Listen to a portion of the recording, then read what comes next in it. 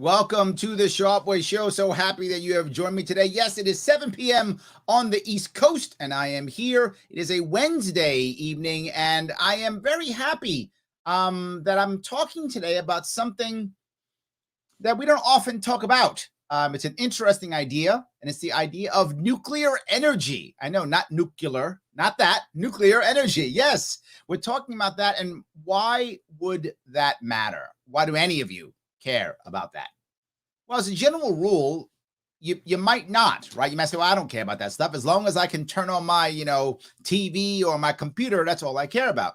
But in New York State, for those of you who don't know, we have already decided that now you cannot have a gas connection to any building in New York State. I think it's after 2024, if I'm not mistaken. None. So now you have to run everything through electricity. You might go, well, Larry, that's good. That's green. Okay, I got that. But we have to figure out how to move those power plants, don't we? Because the power plants aren't going and pumping all that electricity into our house. We don't have any heat. We don't have any way of cooking. We don't have any of those things. So it does matter. And while I'm not against solar, I am not against wind. All good if it all works. I am for all of the things, to include nuclear energy. And most people that I talk to go, Larry, they're shutting down Indian Point and the world's ending. And I talk about the idea of what most people talk about, which is Generation 4 nuclear energy, which is a different way or different style of nuclear energy, far safer. And I wanted to bring someone aboard. This guy's been bugging me a lot to come on the show, and I'm glad he has. I'm very happy he's been bugging me, but he wanted to talk heavily about it. He's part of the Thorium Energy Alliance. That sounds super cool, and hopefully he'll tell us about it. The man himself, James Ray. How are you, sir? Just fine, Larry. It's good to see you. Thanks for having me on your show. Of course. No, I'm happy that you gave me some time. And by the way, for those who don't know, he was supposed to be on last night, but I wasn't doing a show last night, and I pushed him off, not realizing that I didn't bother communicating that with everybody. So my mistake. He was supposed to be on last night. Totally my error, as I was setting up my schedule last year. So thank you for your patience, James. I appreciate it. I'm just thrilled we aren't having sound problems. Normally, the sound just totally fails whenever I go on anybody's podcast. So I'm just thrilled to be able to hear you. But let me tell you why I think nuclear is important and Please why tell me. I want it for our future. And it comes down actually with me to a silly cartoon. And I hope I can show this properly. I'm famous for showing it. Pull it back. Okay. Pull it back. There we go. Better. Wait. Anyway, pull the banner off. Hold on. Go ahead. I'm so bad at this, but okay. Tell me what it says. Okay, the various competing things are sugar, coal, fat, gasoline, and uranium. And uranium is the giant stack of paper with 76 million, and gasoline is the highest with 46 of the others. And the caption says, "Science tip: log scales are for quitters who can't find enough paper to make their point properly." Now, I know this isn't probably the greatest joke. I mean, I clearly I should not quit my day job. But to me, this is really funny. 76 million is a lot bigger than 46. And That's solar true. Solar and wind actually lose to the losers because they're intermittent. If you've ever tried to do anything solar, you end up having to do it with a battery too. And batteries are just a pain, Their batteries are. But hold on, James. We're gonna go to batteries. Isn't the current, I guess the current argument against you would be, but batteries are getting better all the time, and we're gonna have eventually an amazing battery that we can, the light will be on now, and we're gonna have this awesome battery that is going to be fine for when the sun is not up. Isn't that what people tell you? They do, but the people in the Thorium group that I'm in, the Libertarian Party Energy from Thorium Caucus, which is kind of a misnomer, but I'll get into that. They would say and a lot of them are very much smarter than me. They've run nuclear reactors, they've run submarine reactors and aircraft carrier reactors, and they've just done all kinds of things with nuclear, and they've had their lives depend on nuclear. Sure. Rather than just being a kind of an occasional user like I am, where I've been a civilian all my life. I don't really depend on nuclear that much. But if you look at the energy density, if you look at the efficiency efficiency of what we could do with nuclear for mankind. And if you've seen the kind of poverty I've seen, because I've done a little bit of traveling, I'm not a huge world traveler, but I've flown over Haiti. And flying over Haiti is heartbreaking because you see this line. There's this one side that's brown and the other side is green, and the green side is the DR and the brown side is Haiti. And then you look closer and you're looking down and you see a lot of Haiti's topsoil is on what used to be Haiti's coral reefs. And you realize that, look, we've got to get these people some prosperity. We've got to change these people's lives, and we can't do it without just an emergency type of, massive prosperity injection. And not just for those poor people, because there's probably an Einstein or a Tesla among them, but among all kinds of third world poor people, because what about us poor people here in America? There's poor people here too. And there will be innovation and all kinds of beautiful things. In the 5-minute video, at the 3-minute mark, there's a 5-minute video that we'll link to here. At the 3-minute mark, it talks about creating liquid fuels from atmospheric air, where we just suck nitrogen and carbon and all that out of the air. That is the current plan for us to get fuel to come back from Mars. Yeah, and that will work. If we have cheap enough power, that will totally work. And it's very exciting to me to think of the prosperity that could prevent people from going to war over oil ever again. I like that idea. From having want, because right now, But hold on. You're giving me a bunch of awesome stuff. This all sounds great. I love it. I love it. But if it's so awesome, James, if it's so amazing, why isn't everybody rushing to do it? Why haven't we said, oh my God, James is right. This stuff is so awesome. Let's make like 45 of these reactors tomorrow. What's stopping that from happening? A few things, but the worst of them from a libertarian point of view is a concept called regulatory capture. What? Are you telling me that big business takes over stuff with regulations? That's never happened before, ever. I know. Once you are a Nuclear Regulatory Commission bureaucrat, basically, and you've been employed there for 10 or 15 years, what you want is to serve that extra 5 or 10 years and get that government retirement. And you don't want to take any risks. You don't want there to be any accidents because of you. You don't want to get anything blamed on the NRC. You want everything, everything's working right now. Let's just keep everything working. And that strategy has worked really well for a long time, but not for innovation. For the innovation that we need is molten salt. And the reason that we need it is that pumps are the devil. Pumps, I've lived all my life around outboard motors and engines. And when your pump fails, I can tell by the hat. Yeah. The fun is over when the pump fails. The pump, once your engine overheats, everything's dead. And so what fascinated me initially with this idea, I heard a guy asking President Obama a question about it, but I started Googling immediately before Obama had even answered. And of course, Obama kind of dodged and all that. But anyway, I was down the rabbit hole from then on. And really, I had been on this rabbit hole since high school, because the idea is a nuclear powered jet airplane, which is totally crazy.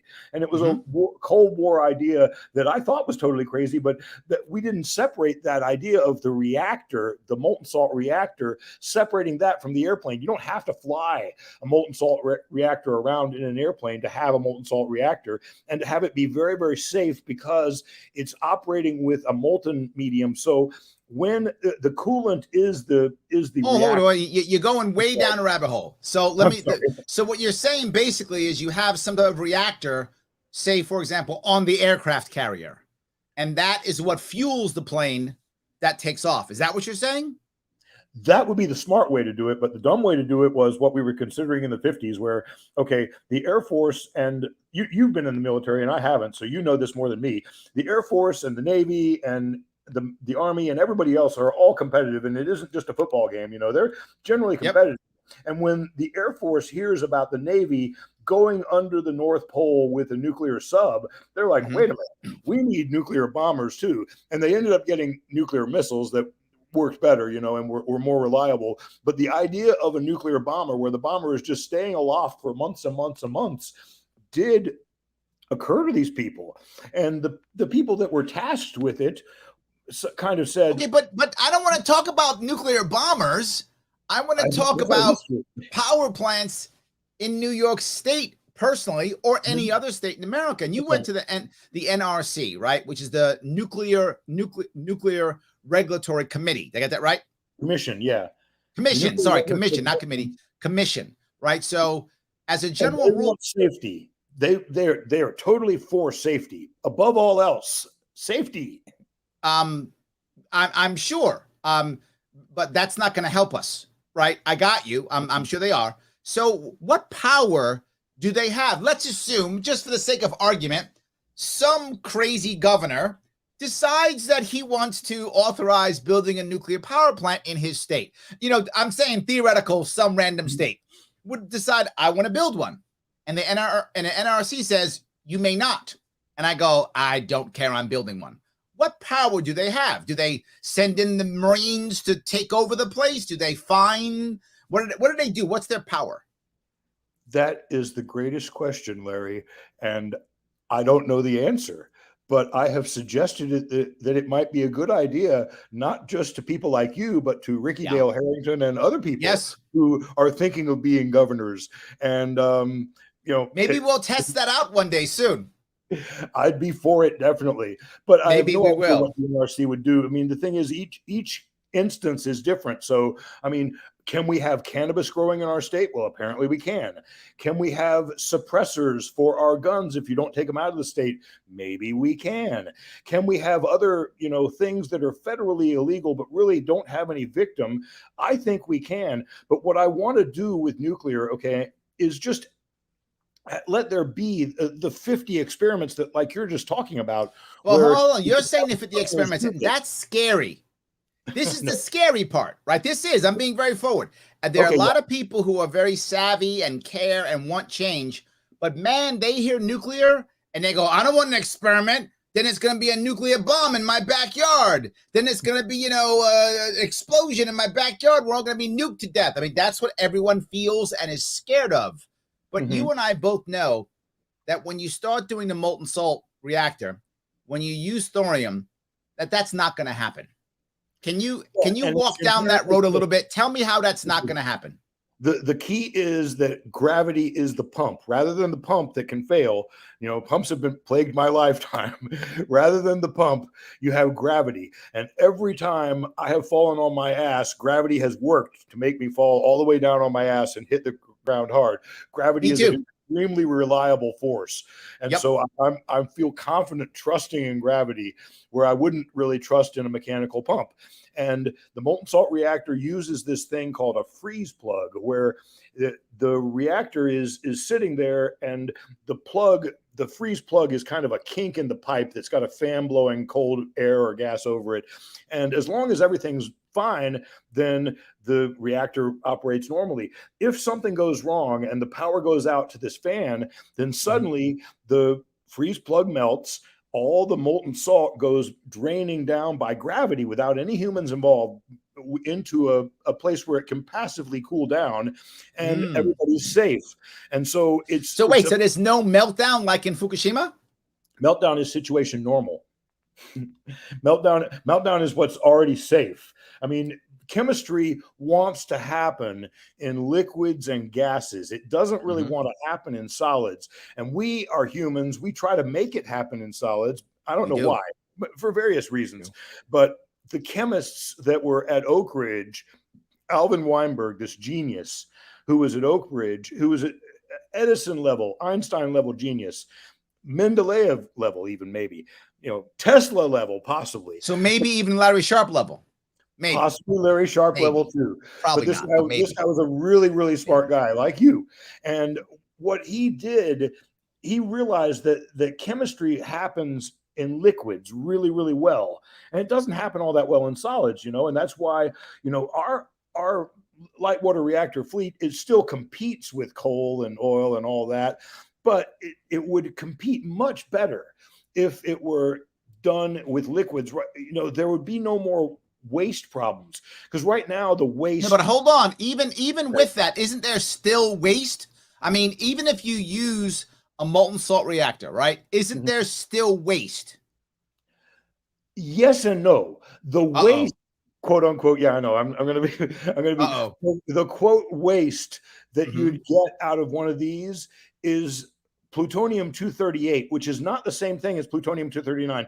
Plutonium-239 is good for bombs. Plutonium-238 is what's in the Voyagers and what's in the Mars rover and what's in the robots out in space. It's very, very hot, as in temperature, physically hot. You couldn't touch it, but it's pretty radioactive too. But there's three. I don't want to get into the kinds of radiation there are. No worries. So what you're telling me though is, so the stuff we're using, the thorium. I'm sorry. Let me actually show everybody that this is it is the Thorium Energy Alliance. If you guys want to go check that out, that's actually his website. You can check that out if you want to. But the thorium that we're using, along with the system of the molten salt reactor, you're telling me that is not something that people could grab and make nuclear bombs from? Not easily. Okay. Uranium-233, which is what you get when you hit thorium with a neutron, you get uranium-233, is fissile. And uranium-235 is fissile. Right now, we use uranium-235, and we enrich the uranium that we get to get uranium-235. And we can also enrich uranium-238 by hitting it with a neutron, and that makes plutonium, which was really exciting to the bomb makers. You know, especially early on in the atomic bomb era, we were like, wow, this is a good thing. Let's go back to my question, though. Okay, I'm sorry. I use the molten salt reactor. I'm using thorium. I got some waste. Do the bad guys come in and try to rob me and take my waste and make bombs?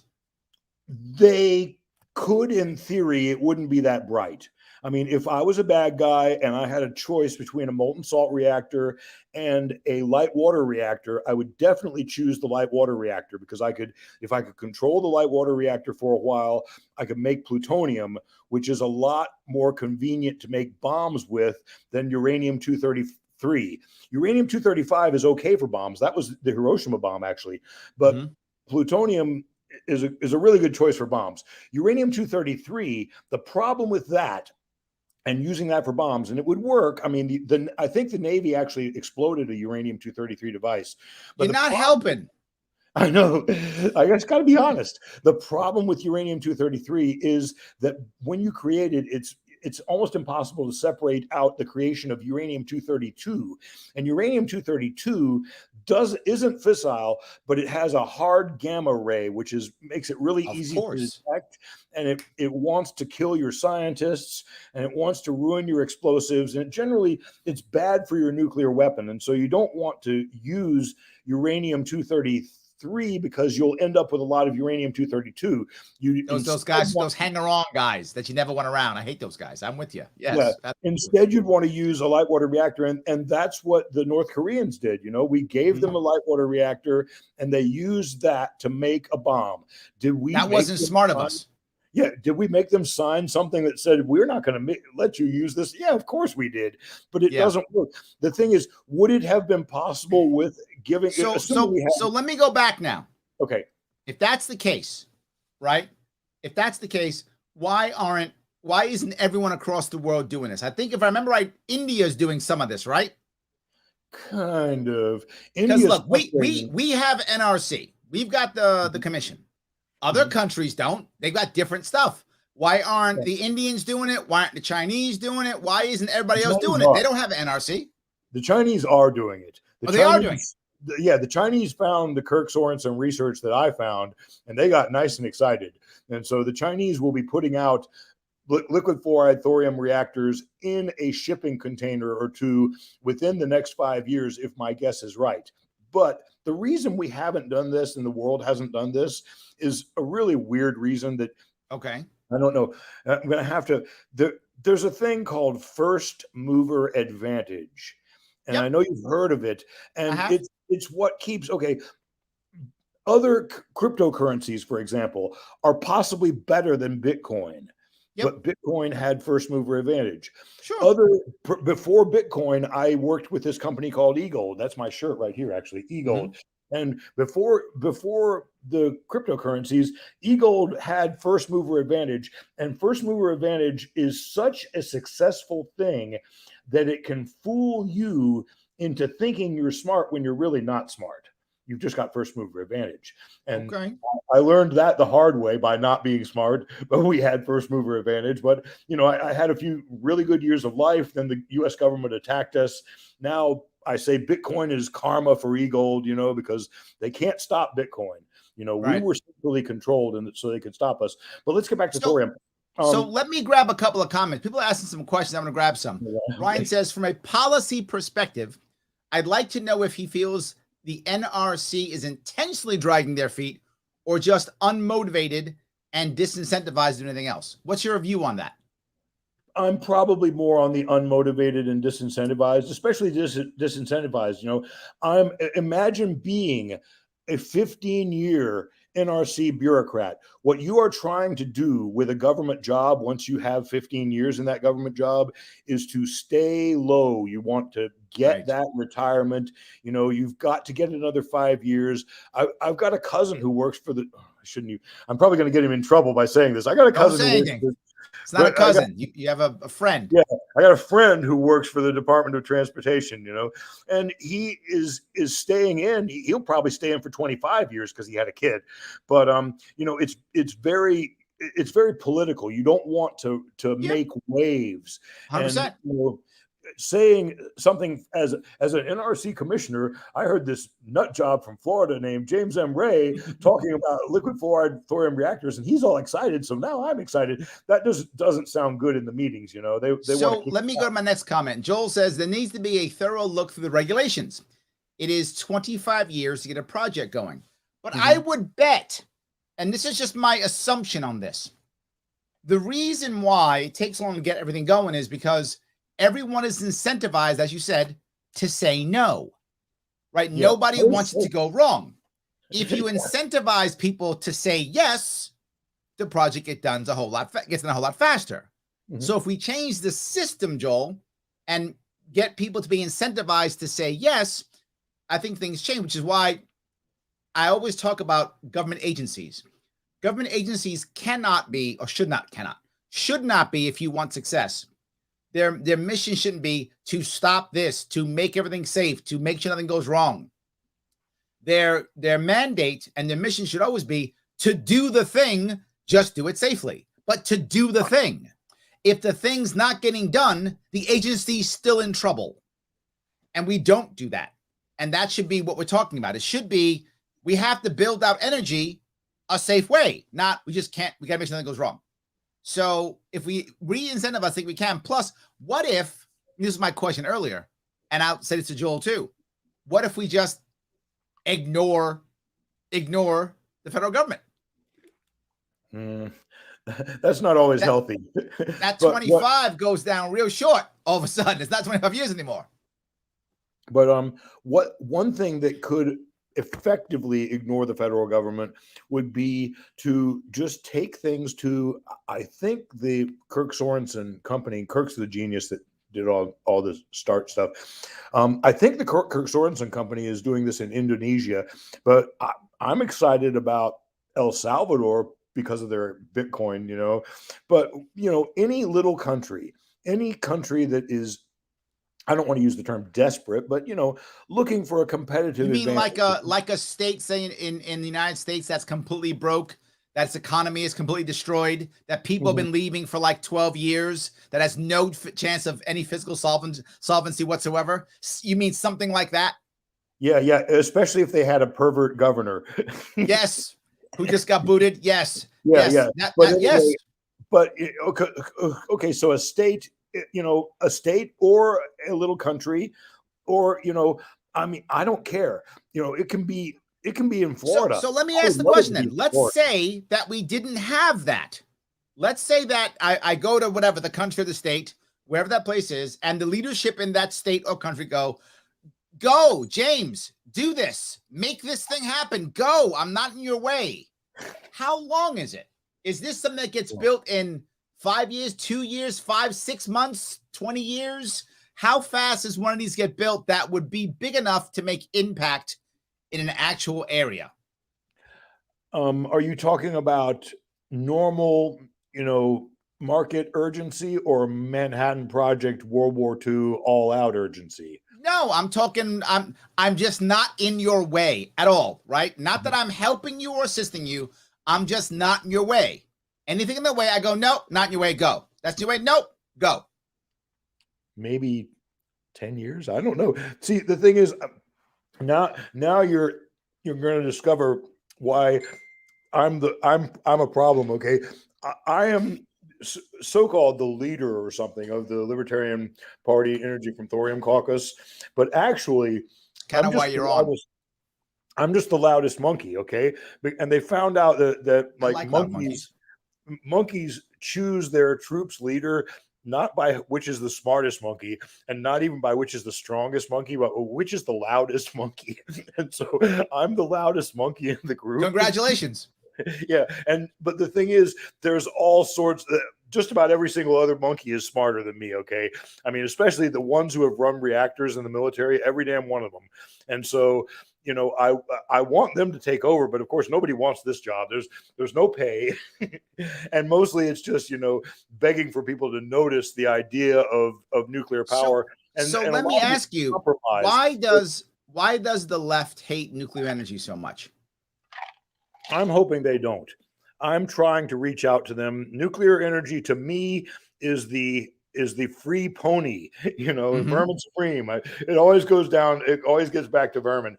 But nuclear energy for me is the free pony of energy. It's what we want, because we want prosperity. We want goodness. We want, as libertarians, we actually want good things for people.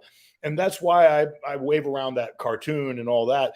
We have such a potential to help humanity. And it's such a sin that nuclear power was born of war. Yes. It kills me. It's perversion, because war is the health of the state, as Randolph Bourne said. And it's really terrible. Pardon me while I mix drinks. Mix your drink. I love it. I got you going. I love it. I love it. I love it. Yes. I'll tell you, tonight's actually my crypto night. And so normally, and people should join this group, even if you're not in Tampa. The Tampa Bay Bitcoineers, on Wednesday nights, we have awesome meetings that are really fun and funny. And I know I can tell you're mixing your drink already. But I want to go back to this one though. Dustin says, is nuclear waste still a thing, or can you dispose of it properly? That waste, is it easy to be disposed of, or no? Not easy, but totally possible. And that's why I'm totally against the idea of sending the waste out to Yucca Mountain. I mean, that waste is potential fuel, and as far as we're concerned.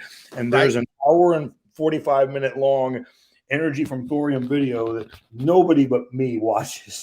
Okay. Nobody watches these long videos. The YouTube. Why am I looking at your arm right now?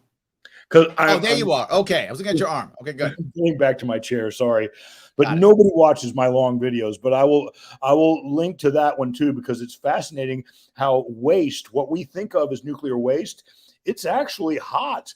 And if you can sit there and use it for 200 years, it's good stuff. And finally, you end up with useful products. Like you end up with what is that metal? Rhodium, which is one of those really rare metals, and I have no idea what it's good for, but it's something. And I like it. But it's funny, not everyone's against nuclear, right? I think some people are. Sam says, I live near, is that Jinnah nuclear plant, power plant upstairs, and I'm a huge fan of nuclear. The old plants were very safe, and the new plants are even better. It's a far better alternative than battery alts. Yes. My issue is, and the reason why I like it is, if you had good nuclear energy, safe nuclear energy, put that, combine that with desalinization plants, I mean, you can save the world. Yes. I mean, literally, you could save the world if you had good nuclear power plus desalinization. You've got virtually unlimited energy, not unlimited, but as close as we're going to get unlimited energy. Yeah. And then as close as you're going to get unlimited fresh water. If you've got energy and fresh water. That's the key, Larry. You have hit on it. And that's the thing. Our wars are not just about oil. They're also about water.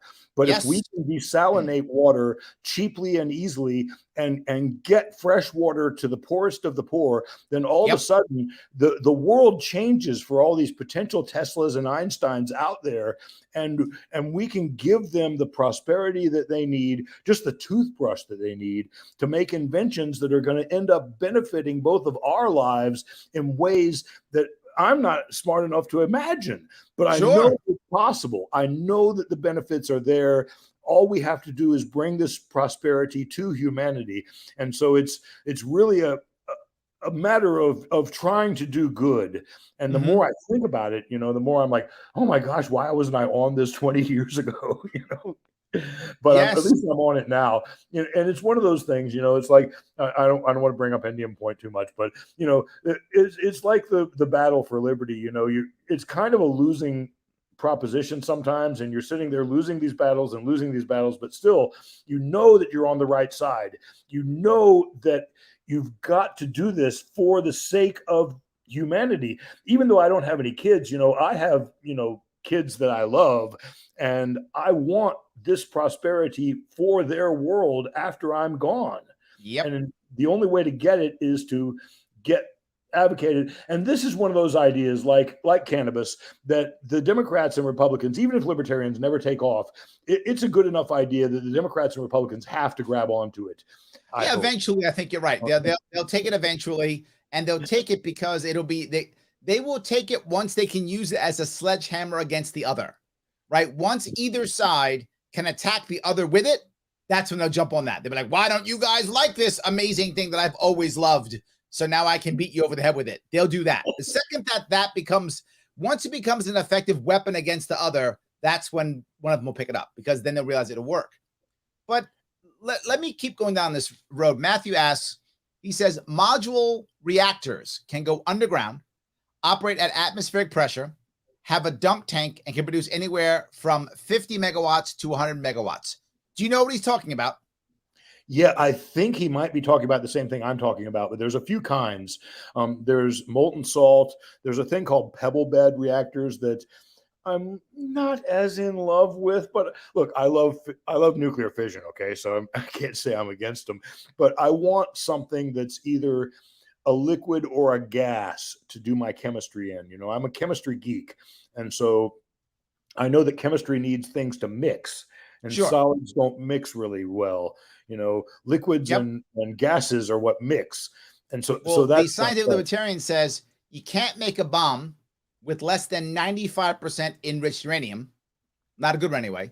Nuclear uses 5%. Is that true? Is the scientific libertarian lying to me? Well, no, it's something like that. I mean, the thing is, bomb uranium is totally different than nuclear power uranium. He's right about that. And you want to say that more often, James. You want to say that a lot because people are afraid of that.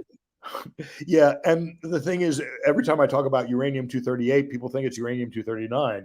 And so and also there's this other problem. Okay, the word fission sounds so much like fusion. And the words million, billion, and trillion sound so much like each other. And our minds, or at least my mind, okay, I don't know about your mind is better than mine. I'm convinced of that already. But my mind can't really grasp these things that are that big, So I have to, somebody has to tell me, well, there's 33 years or something in a trillion seconds. And then I'm like, oh shit, and a billion seconds is only, I don't know, 12 years. I'm not sure, but it scares me. I mean, my badness at math scares me because I know probably a common human characteristic. And I know that, and I can't get any better at it. At this point. Well, the scientific libertarian tells me, he says, Democrats' favorability of nuclear energy changed from 37% to 60% from 2018 to 2022. I hope that's true. Thank you. That's amazing. That is cool. I love that. That's great. Let's hope that's true. I love that. That's I wonder awesome. what happened though. Like, which Democrat is doing that for us? Because I want to thank him or her, and I don't even know. Absolutely. I It's a mean, great I'm idea. totally Robert clueless. says rhodium is used in catalytic converters. Mm-hmm. There we Along with go. platinum or palladium. I mean, it's one of those things where I think the platinum and palladium are kind of interchangeable depending on which one's cheaper. And oh man, I don't want to go back into palladium. In my old Eagle days, I had we had a bar from Norilsk Nickel, which was the major and still is the major palladium producer, and it was 100 ounces, and it was so beautiful, Larry. It had concentric circles like etched into it, and this was made in the old USSR where they had money to waste on shit like that, and it had the We have hammer. it too. Yeah, it had the hammer and sickle and all that. And, I'm not a communist or anything like that, but I would have wanted to take a cold saw and saw that part of the bar off and save the hammer and sickle of. Well, you can still see beauty in stuff like that. It doesn't matter if it happens to be a communist symbol. You can still see beauty. It's possible. So, Yeah, I wanted to own the communist symbol and own a piece of palladium without owning an entire 100-ounce bar. And, there we go. the boss Missy said, said "Oh, you can support us by idiot, liking, commenting, and sharing. And she is right, guys. Remember, if you like what we're talking about, do me a favor, like, comment, share. It does matter. This kind of stuff's important. Make sure you're letting people know what's going on. It does matter. If you want to support the show, click that link to the right-hand side or left-hand side, wherever it is where you're looking. It says libertarianism.com. That link, click that link, go there, check out libertarianism.com. Share it if you haven't already, if you've done it yourself already. Take some of those classes, get some cool swag. Whatever the case may be, do that stuff because they sponsor the show. I'm able to do this because they keep doing this. They're my sponsor. They're a good way to get people to libertarianism. Libertarianism.com. And Larry, I wanted to give you some good news. Okay. Okay. I am no longer. I realize that you love New York so much that I am no longer trying to get you to move to Florida. Yes. I got Spike Cohen. And I figure that all the libertarians in South Carolina now want to slit my throat. I don't need New York also wanting to slit my throat. Did he move to Florida? Not yet, but he said he's gonna. Oh, look, my God, you got Spike to move out of South Carolina. Well done. Whatever you did, James, well done. Good, I don't man. know. I'm still trying. I wonder where he's going to move because they like Jacksonville, which I like too. They like Siesta Key, which would be very close to me. So that's the me choice. But, for weather, like the Florida Keys are hard to beat. It's just, if you've ever been in the Florida Keys, even when the weather is bad elsewhere, it's kind of the ocean, it's not that bad there, But what was I going to say? I'm not gonna ask you to move to Florida. I know you're gonna stay in New York, hopefully as governor, by the way. That'd be the best. I hope so. We can hope. Okay, my advice compare the last campaign. Your kids are so cute, and you don't use them venally enough. You must be evil and venal and use those cute. I gotta keep using my kids. All right, yes. That's what I got. I appreciate the advice. That's good. Juan says even the Democrats are beginning to realize that their Teslas are coal powered. Oh, I like that, and beginning to open up to nuclear power option. Juan, I think you're right in the money with this one. I got like the funny thing is most people. They just think if I'm not putting gasoline in the car, then it's clean, right? That's how they think, right? I'm not putting gas in the car, therefore it's clean. Well, what do you mean it's clean? Well, see, no gas in the car. Yeah, but there's a coal-fired plant burning so that you could get the electricity. And I think most people are still like, what? No, it's magically clean from the magic electricity elves who just give me magical electricity. But no, you're right. It's I think Juan is correct. We have to make a lot of changes, right? But what we're doing, the problem that I have is where in New York State and across the country, California's the same thing. We are banning all the bad energy. And I'm doing that with my air quotes. We're banning the bad energy, but then we're not giving people a realistic alternative. And then when there are brownouts, which there are in California already, when there are blackouts in here in New York, which they were in Texas, when there are blackouts, well, that was because of weather. But when there are brownouts and blackouts, when that happens, who we're going to blame, right? Who we're going to blame? And we're going to wind up saying, well, it was, I don't know, global warming, I guess. I don't know. We're going to blame something, but we won't blame the people who just wouldn't allow us to do what we should do. And we don't have enough leaders who are saying, just do it, go and do something. And your point about the Manhattan Project, it's the same idea, believe it or not, as what should have happened was something like COVID. Something scary happens, so we just start doing stuff.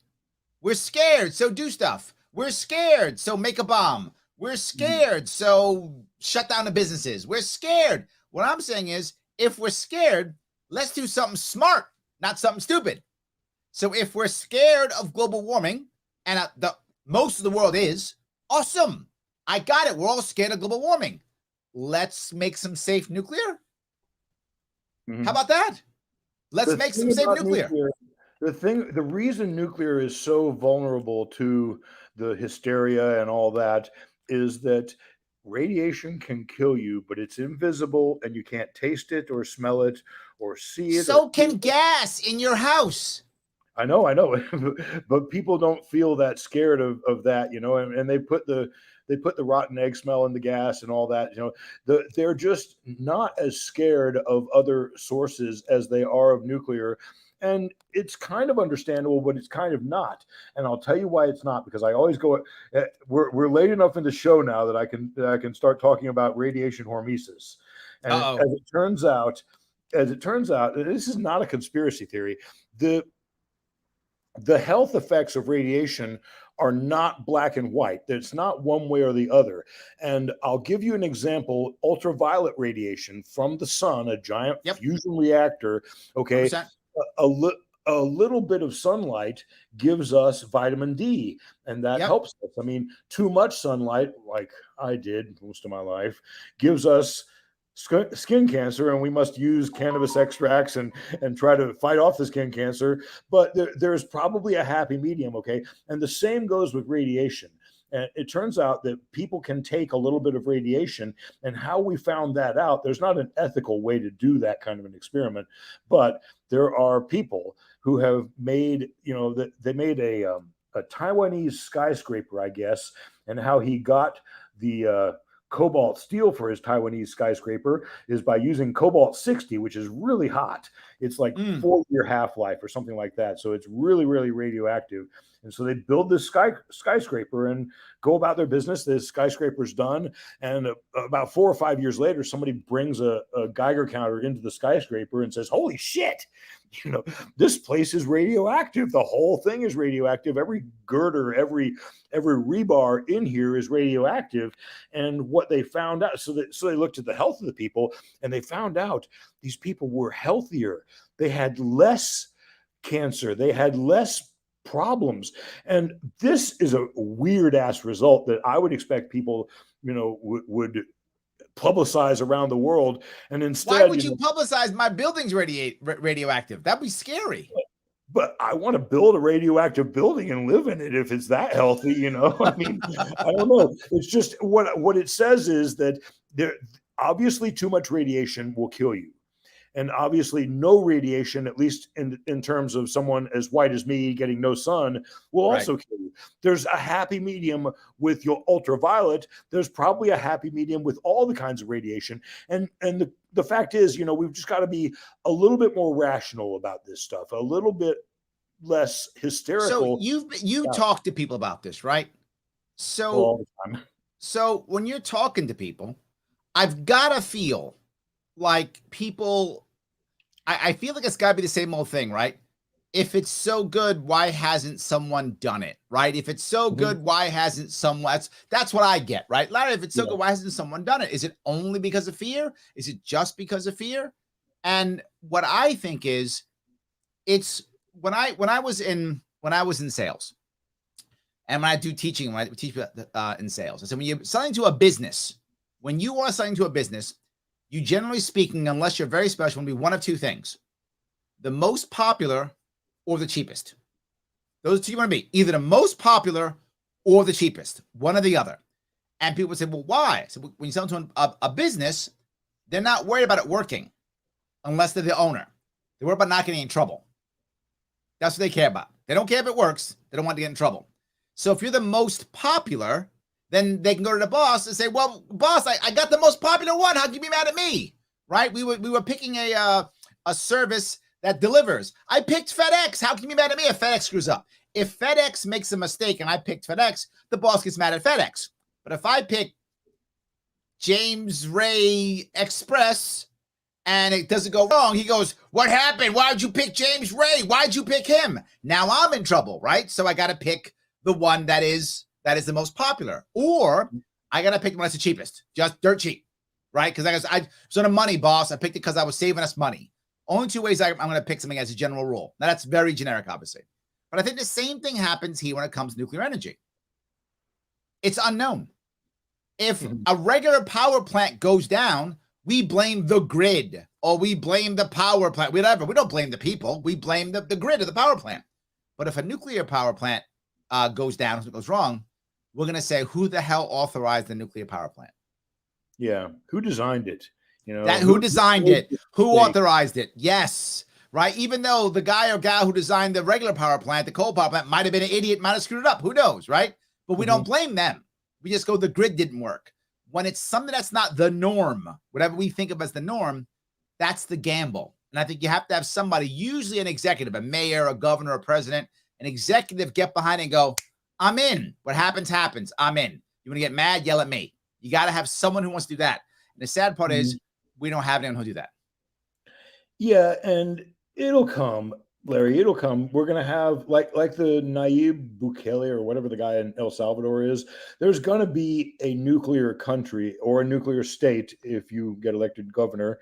And by the way, I would be a great employee. I would move to New York for that kind of a job. I love that. Just to pester FPL. I mean, well, not FPL, whatever nuclear company. Just to get them on the road to these reactors. Because what I was going to tell you earlier, the energy from thorium caucus is kind of a romantic idea, but what it actually ends up being is the reactors that I think are obsolete caucus, and I don't like to call them obsolete, but they kind of are, I mean, it's solid fuel. It's using water. Water is under incredible pressure, steam explosions are super dangerous. And so, I'm making this compromise because I want fission. But what I really want is fission and molten salt. I don't want this kind of, lame fission that I'm advocating. And so it's like all of politics, I guess. It's an exercise in hypocrisy, but I'm the chief hypocrite in charge until somebody displaces me. And I kind of hope somebody does, because we've got so many smart people in the caucus. There are so many ex-military folks off the nuclear subs and all that. Yes, I've forgotten all their names, but they have served. No. This is the point. I want to be very clear. The plan is to build 3 Gen 4 nuclear power plants in the North Country of New York State. That's the plan, and to begin that immediately, and to do that right away. Just to start in fact, the second that after the election results come in, we begin the process. That much. I want it right away because I want them in. I would rather have them, and I say them, I mean the federal government. I would rather have the federal government have to stop me with literally sending the National Guard in or sending in soldiers. I'd rather have that happen. Why? Because if I have that happen, then we'll have to talk about this. And we don't. We just don't talk about this. So I would, if CNN has to watch me holding hands so that while the feds come in, then at least I'll be on CNN, damn it. So at least I'll be on CNN and people actually see it. So I am totally okay with this idea. Are you imagining this happening on the Indian Point site? Because I'm kind of hoping. No. Oh, okay. Because I would hope to replace that site because there's so much connection. There's so much grid already connected to it. No. I actually want to rebuild the whole thing. I want a full reboot of the grid. I want overlapping grids so that if one goes down, the other 2 can support the grid. I want to make sure that the grid is broken up so that you can't take down the entire grid, so that we're actually much more cyber-proof. The reality of it is a cyber attack against the grid. If they try hard enough, they can take down any grid. But I want to make my grid so difficult that they don't bother trying because there are so many other grids to easily knock out. So they'll go knock out maybe, I don't know, Canada's grid or something. Sorry, Canada. But whatever. If they don't knock out somebody's grid, just not my grid. So I think that's the point. I want multiple overlapping grids with three separate power plants. And if we do that, that allows two things. It allows for desalination plants down by New York City, which means now upstate doesn't have to ship us water down to us anymore because we have tons of water here, salt water, but we'll make it fresh water. So it gives New York State fresh water, New York City fresh water without taking it from New York State. And the best part is now we're able to be very friendly to the blockchain mining. Blockchain mining is very friendly when obviously you got nuclear power plants. Now we're happy to bring all the cryptocurrencies and other blockchain miners, bring them all here to New York State. We got nuclear power plants. So that's the plan as soon as possible. In my perfect world, I get 3 built in 6 years. That would be great. That's my perfect world. I would be happy with 1, but I'm not building 1. I'm building 3. So if I get 1, I get 3. So I either get 0 or I get 3. I'm not building 1. 1 is not good enough. I have to fix my broken state. I need 3 because I have to be able to sell extra energy to create a fund to pay for all the debt that we have. You're right. So I can't do just 1. I have to have enough energy that I can sell it so I can take care of our debt and our horrible budget. You're lucky you live in Florida. You have more people than we have, yet you have half the budget. You have no state income tax. Well, we have idiocy, and believe me, every single one of our major newspapers has wet dreams every night about having a state income tax in Florida. I can guarantee you, okay? The Orlando Sentinel, the Tampa Bay Times, the Miami Herald, the Jacksonville, whatever the fuck they are now. I mean, every damn one of them wants an income tax in Florida, but they know it's so unpopular that they don't even say it anymore. But absolutely. They will find a way if they can. And what I want in Florida, of course, is more nuclear. And one of the things that nuclear does that is not really thought of by non-Floridians is it heats water, okay? And it turns out that there's water discharges that have been outlawed now by the EPA because this is pollution. The heat is pollution. But there's water discharges that help the manatees. And the Florida manatees are kind of one of these lumbering creatures, and I love them because I like all Florida creatures. But, they're kind of ridiculous. But hold on. You're saying your Florida wants a state income tax? You mean... No. I want to help the manatees. I don't want a state income tax at all. Oh, sorry. Okay, I was confused. I got you. Okay, discharge hot water for the manatees. But what I've discovered, I've actually talked to the manatee bureaucrats. The hot water. There's manatee bureaucrats. Yes, and not only that, Larry, you'll love this. Guess where they're located? Jacksonville. Gainesville. The furthest possible city from any manatees. Perfect. Perfect. Yes. Remember, this is a government.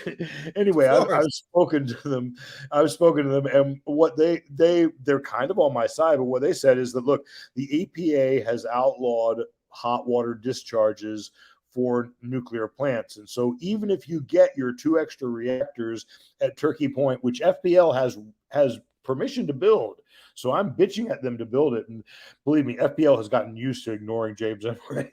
But anyway, I should tweet at them again tonight. But hold on. You're telling me that I don't understand how you're helping manatees. I don't get it. Well, the heat helps manatees just because they're mammals like us. And so thank you. Okay, that's why. Thank you. Okay, now I got it. Okay, got it. Good. You eat this horrible seagrass, although apparently they think it tastes good. What they really like is iceberg lettuce, which is like crack cocaine for manatees, and you're not allowed to feed them that. Don't feed manatees iceberg lettuce. I was gonna, so I'm glad that you've told me. I will now not do that. Okay, you must break the law and feed them romaine. Has more chlorophyll. But anyway, so let me ask you, James, before we wrap this up, tell me, is there anything else that I've missed? Oh God, we could talk another hour, but let's have another show instead. But no, there's nothing you've missed. I love it. You've got to get elected governor. Clearly, I agree. the important thing, because I can't get you to move to Florida, and so I love it. I need a friendly government. If I'm going to go up to New York ever again, I need a friendly New York government with reasonable priced electricity and reasonable priced hotel rooms. I love that. All that stuff. And I love your perseverance. And, we've got to keep on this road to, getting people to understand that, look, voting for Cuomo last time instead of this man was a complete, this man. No one who's watching is going to vote for Cuomo again. But it was a mistake the first time. Believe me, yes. It was a terrible mistake. Absolutely. This guy is a really, really good guy who could be a great governor and would make us proud. And so James, I'm going to let you run. Come up in an hour. I'm going to let you run. Good talking to you. We will be talking very soon, my friend. Thank you so much. All righty. So I want to grab some of the comments if I could. Guys, I hope you enjoyed James, him chatting, all the things that he talked about. Guy, he knows his stuff. He cares about this. He's passionate. And if you want to check out the Alliance, the link is right there. Thorium Energy Alliance. Please check that out. You can hang out with him and see what you want to do, chat, whatever the case may be. That would be awesome. So, all right, let me grab a couple of these questions. David says, what about desalination and polluted oceans in New York City? Would the water be purified at the same time? Could the salt from the desalination plant be sold? I guess you could, but I'm not sure that you'd want to be forward with you. I don't know. Depends how much we're doing, right? If we're doing massive desalination, if it's a massive thing, then we might actually wind up affecting the ocean over time, right? Short period of time, it wouldn't affect the ocean at all. If it's just New York City, the ocean's far too vast for it to matter. But if this is something that's happening across the globe, it's happening in China and India and all the islands, if that's happening, we may have to put the salt back into the ocean if it happens that much. But I don't think that we will need that much. I don't think we'd have to. I don't think so. So Jim says, you'll need more than 3 to put a dent in our debt. I don't think so, Jim, because once we start to pay it back, things will change. Once we start doing this in general, we'll stop going into debt. One of the biggest problem with our debt is we keep going into debt. We just keep spending money. As you can see in New York State, we keep doing it. So I think we could. With just 3, I think we could. Joe says, how do we fund/invest for a nuclear power plant? Of course, it's privatized, right? They pay us. That's how I always work, right? They pay us. So you want a nuclear power plant? Awesome. You're going to lease the land, state land. You lease it like you're renting a space for your store. Same thing. Come with a deal. You rent it. You pay the state. Why in the world? We do things completely backward, Joe. The state pays for everything. You're getting access to 18 million New Yorkers with a state-slapping sponsor on top of it, and we're paying for it? How stupid is that? That's not how the market works. Reverse. You want access to all these people to buy your stuff? Awesome. You're going to rent the space from me, the government. So you rent the space from me. The government gets the cash. We're not paying for it. They're paying us. Life is good. So that's how it would work. Again, always at least 2 separate companies, at least 2. I'd like 3, but that may be too much to ask for, but at least 2. Why? I want them to compete against each other, right? I want to install immediately competition directly into the system. I do not want to create at all the monopoly style that we have now. Not a big fan. David says, by the way, bottled water in Saudi Arabia comes from desalination plants. Yeah, and that's the point, right? How many people will do this? If this becomes the norm that the whole world is doing this, we might have to put it back in to be forward. I don't know what level it would be, but I'm sure scientists would know, at what level do we have to worry about not enough salt in the ocean, whatever number that is, whatever amount that is. Joe says, they will want a monopoly. Yes, that's why they're not getting it. You're correct, Joe. It's exactly right. They want a monopoly. No. Why? If I give 2 or 3 of them, they will do something else. They will rush to get online quickly. If they're not online, people will buy it from somebody else. That's the point. You are correct. They will want it. They don't get it. And there are enough. The reason why this can work in New York State, and maybe not in others, well, I shouldn't say New York State, in any state that's prepared to roll the dice for it, is because there are people who want something like this to happen. There are people who will, make it happen. And if I'm going to give them that option, they'll jump on the option. They'll jump on the chance. So I do think it could happen. The second or third state to do it, they might start negotiating monopolies. That might happen. But this one, no. The Scientific Libertarian says most plastic we use is useless and recycling it is a scam and ends up in the ocean. It's made from petroleum, the PET plastic. The less you rely on fission fuels, the less you have frivolous. I think you mean the more? Oh, fossil fuels. Gotcha. The less you rely on fossil fuels, the less frivolous plastic. Yes, correct. Yes, and this is another thing, right? There has got to be a way, I don't know what that way is, to get the plastic out of the ocean. Again, I don't know what that way is, but I'm assuming there's got to be a way. Some scientist can figure out whatever is the way. Do you make a machine that goes across the top and pulls out the plastic? I don't know what the answer is. But if you have nuclear reactors that could physically be on a ship, which we know we can, we've got them on our large ships already, that could go through and clean the ocean. Now we're rocking and rolling. Again, once you have that much energy, there's so much you can do.